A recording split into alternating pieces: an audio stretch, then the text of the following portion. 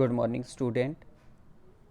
आज हम एक बार फिर chapter number 1 the rise of nationalism in Europe में राष्ट्रवाद का उदय का पार्ट 3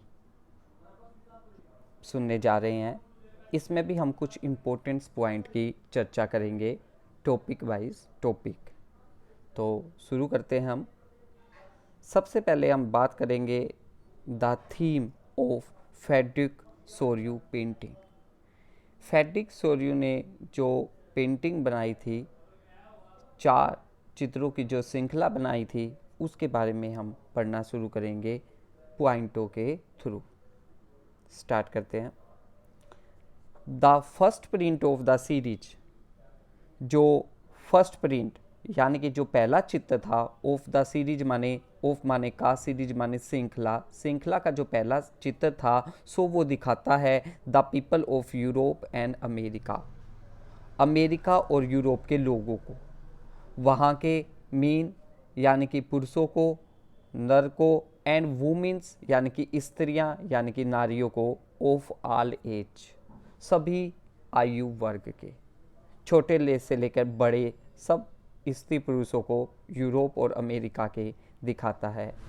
एंड सोशल क्लासेस का मतलब सामाजिक वर्गों, और सब तरह के सामाजिक वर्गों को दिखा रहा है।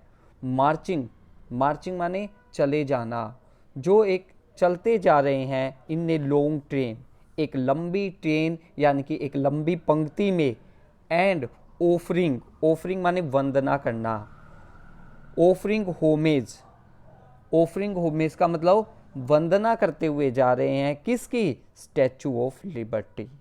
वहाँ पर एक स्टैचू बना हुआ है, एक मूर्ति बनी हुई है, एक प्रतिमा बनी हुई है ऑफ लिबर्टी यानी कि स्वतंत्रता की।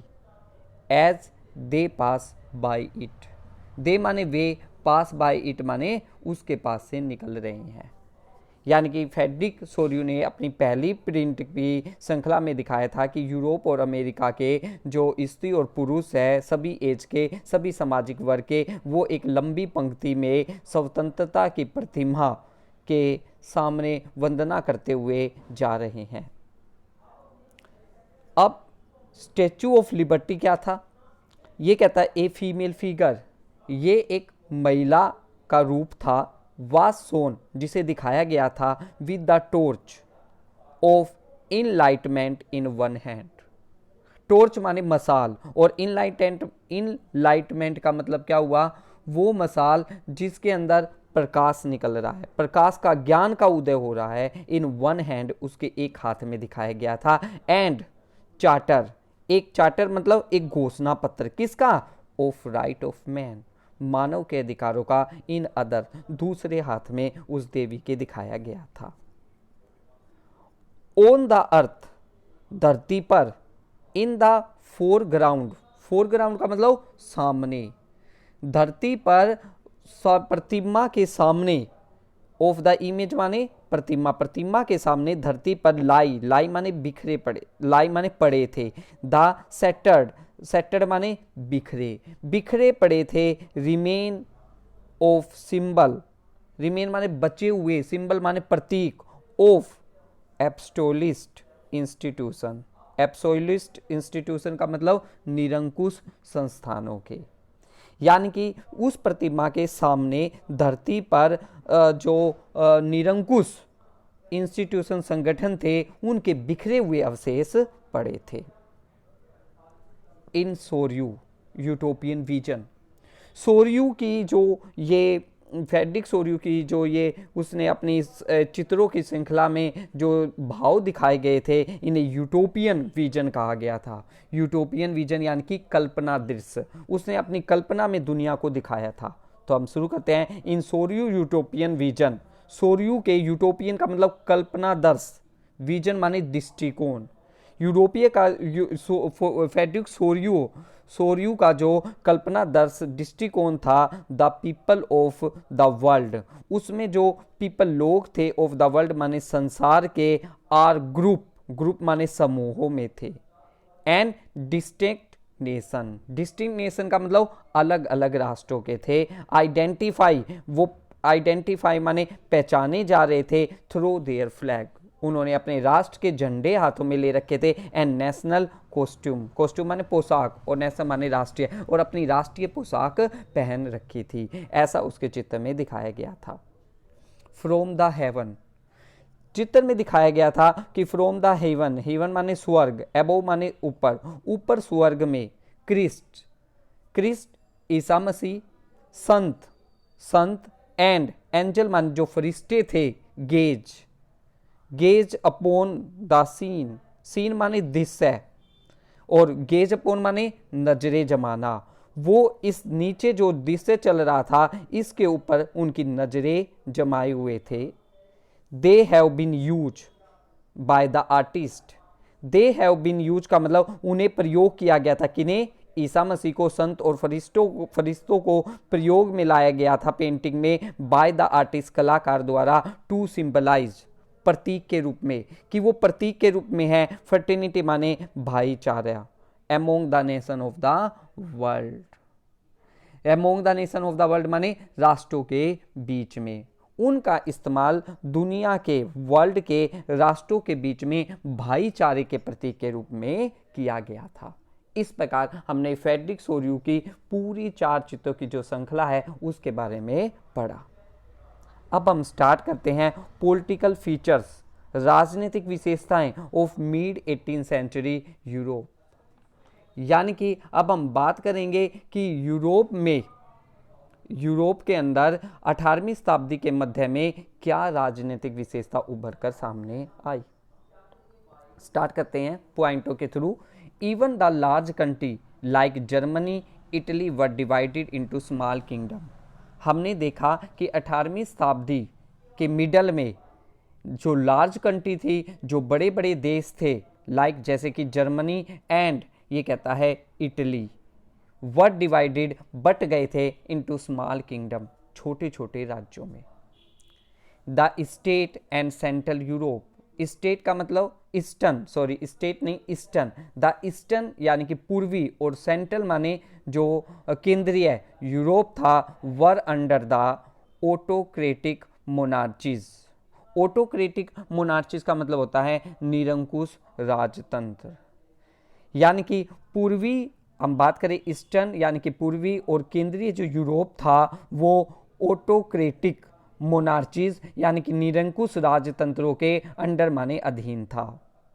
With in the territories, in, with in का मतलब इन क्षेत्रों में, टेरिटोरीज माने क्षेत्रों में, हैविंग रहते थे, डिवर्स पीपल, डिवर्स माने विभिन्न प्रकार के लोग इन क्षेत्रों में रहते थे। They did not see themselves, themselves माने अपने आप को, वे लोग अपने आप को नहीं देखते थे एज शेयरिंग, एक साझी, कोलेक्टिव माने सामूहिक, आइडेंटिटी माने पहचान के रूप में, और एक कॉमन कल्चर, और कॉमन कल्चर माने एक साझा संस्कृति के रूप में वो अपने आप को नहीं मानते थे, सब अपना अलग राज्य बनाना चाहते थे। द पीपल स्पोक, इसी कारण उस समय जो उन राज्यों में लोग रहते थे, पीपल स्पोक, लोग बोलते थे, डिफरेंट लैंग्वेज, अलग अलग भाषाएं, एंड बिलोंग, और वो संबंध रखते थे, टू डिफरेंट माने अलग अलग, एथनिक माने जातीय, और ग्रुप माने समूहों के वो सदस्य थे। द हब्सबर्ग एम्पायर, जो हब्सबर्ग एम्पायर था, that ruled over Austria Hungary, जिसका शासन ऑस्ट्रिया हंगरी पर था, यानी कि ऑस्ट्रिया हंगरी पर शासन करने वाला एक राजवंश जिसका नाम था हैब्सबर्ग एम्पायर।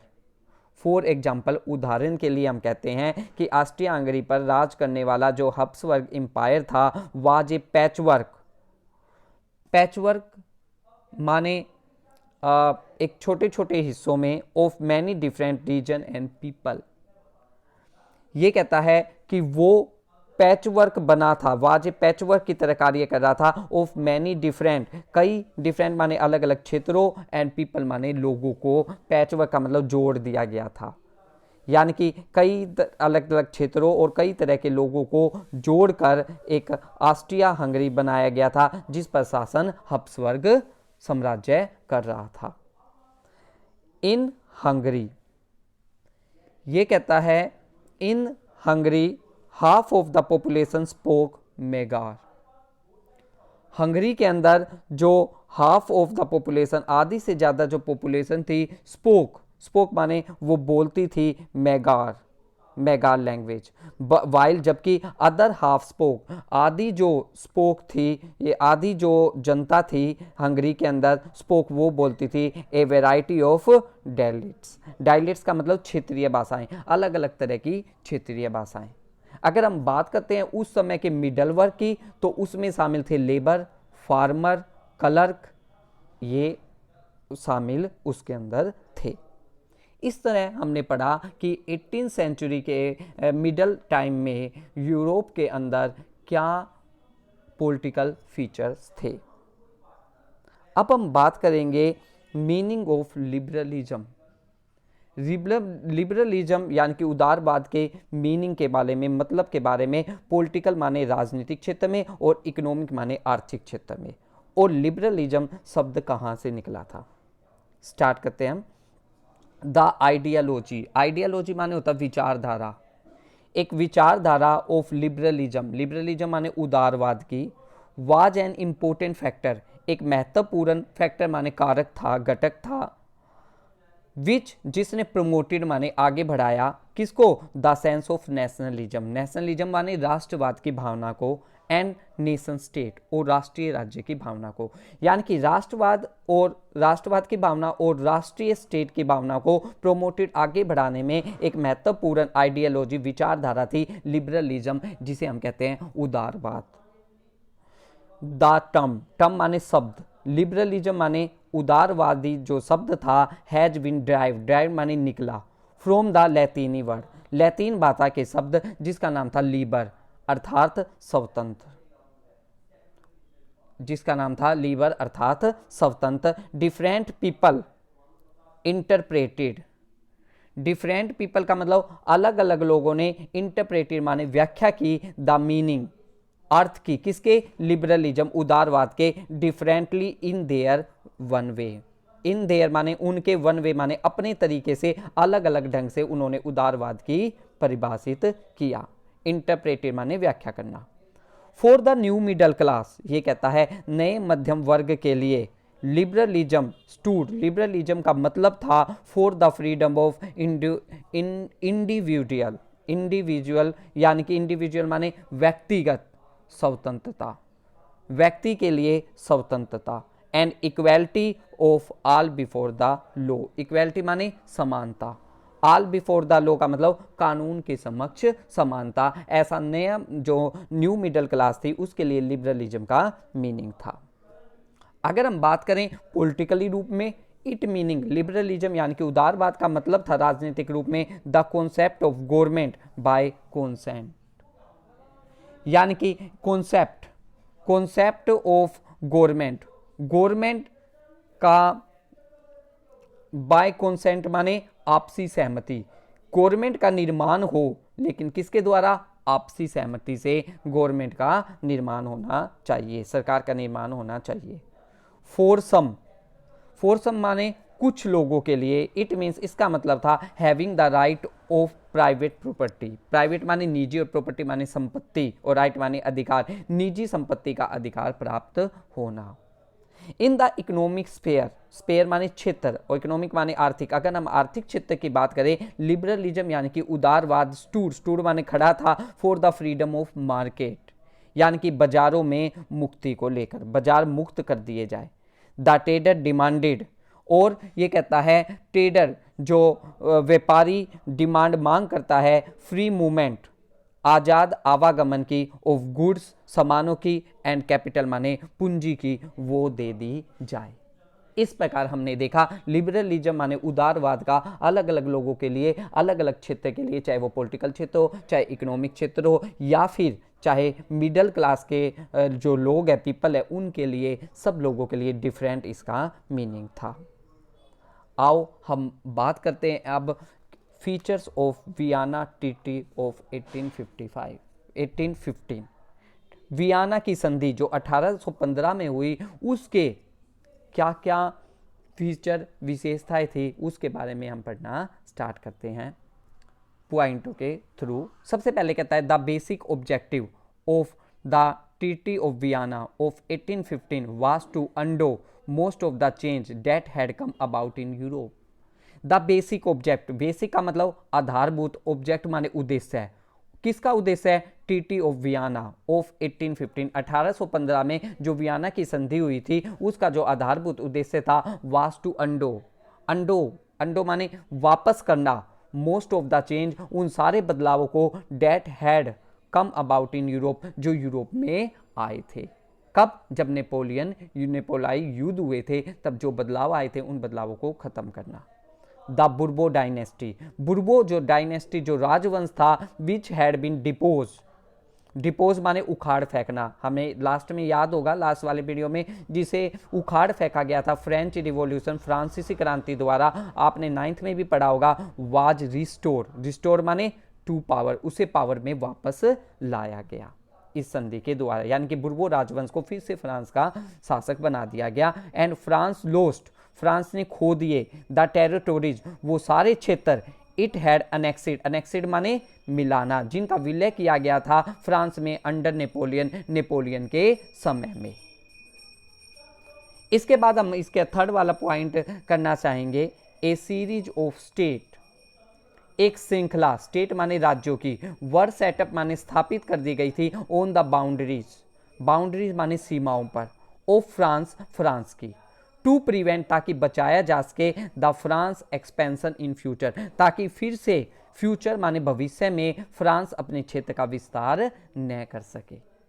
इस तरह the kingdom of the Netherland, जो नीदरलैंड का जो साम्राज्य था, विच माने जिसमें, इंक्लूड माने शामिल थे, बेल्जियम, वाज सेटअप, उसकी स्थापना की गई, इन द नॉर्थ, फ्रांस के उत्तरी हिस्से पर, उत्तरी सीमाओं पर। एंड जेनेवा जो था, वाज एडेड, उसे ऐड कर दिया गया, उसे जोड़ दिया गया, टू पिडमोंट से, इन द साउथ, दक्षिण हिस्से की ओर। Persia was given important, Persia को भी गिवन माने दिए गए, इंपोर्टेंट माने महत्वपूर्ण, न्यू माने कुछ, और टेरिटोरीज माने क्षेत्र, ऑन ईस्ट वेस्टर्न फ्रंटियर।